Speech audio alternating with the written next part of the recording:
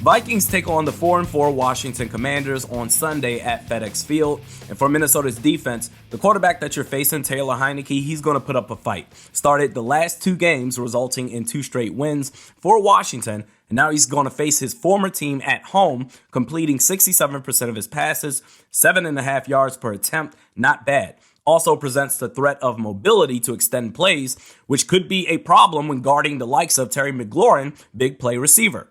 His speed gives cause for concern, especially on the underneath crossing routes playing in the slot, so expect for Washington to target Chandon Sullivan. McLaurin already this year, 222 yards after the catch. This is the matchup that I hate the most because it gives Heineke an easy out to easily move the chains. And even on the deep ball, tight coverage reminds me of Stephon Diggs. Always finds a way to come down with the football. And as much as I want to say you got to find a way to stop Terry McLaurin, the last 2 games versus the Vikings secondary, DeAndre Hopkins and Tyreek Hill combined for 24 catches, 336 yards, and a touchdown. I don't know if it's realistic to expect to slow down Terry McLaurin, so the question then becomes, how can you slow down the other playmakers for Operation Damage Control? They get very little production out of their tight ends, very similar to the Vikings before the TJ Hawkinson trade, so you should be fine there. Curtis Samuel, not quite Debo Samuel, but Debo-esque type of player, decent as a wideout, but is on pace to have his career worst year in drops. But he's tricky because at times they'll line him up in the backfield and absolutely use him at running back. And you also got to be aware of the screen game and end arounds.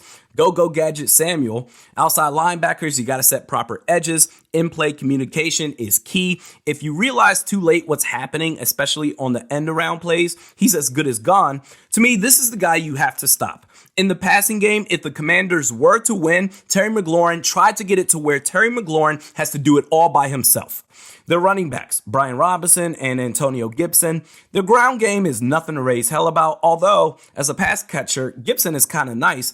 It is imperative for the Vikings linebackers and safeties to close out on those gadget and dump off plays. Their offensive line outside of left tackle is an absolute mess. Washington right now tied for 3rd most sacks allowed at 26. The pass rush, they've got to be on it. Zadarius Smith, I believe he continues his campaign for Defensive Player of the Year. And for Minnesota's offense, that defensive line in Washington is nuts.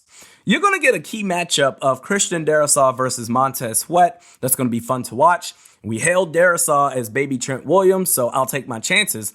But that interior, Jonathan Allen and Darren Payne. Okay. If Ed Ingram continues to show shades of Drew Samia, this offense is going to struggle. Their whole front 4, including James Smith-Williams, their front 4, 15 sacks on the year. Man, you're going to have to go heavy in shotgun. As much as I love play action in this game, you're probably doing yourself a disservice. Get the ball out quickly. And if TJ Hawkinson is good to go, he could have a big debut.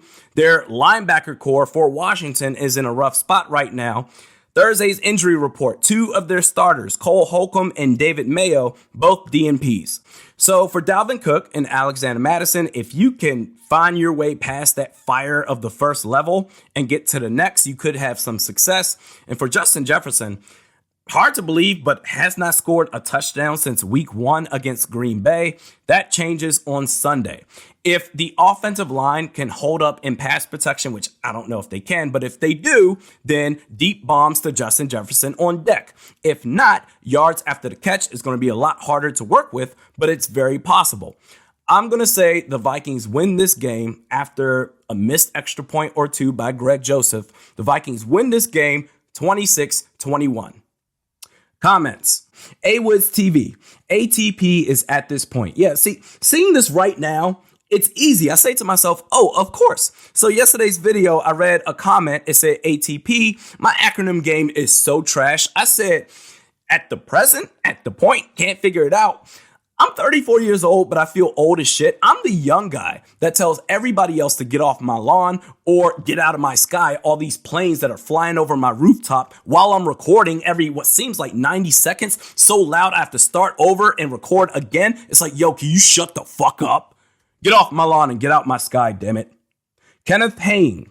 TJ gives us a lot more firepower. We should be more powerful than we showed. Let's add a piece to the defense. We have a chance.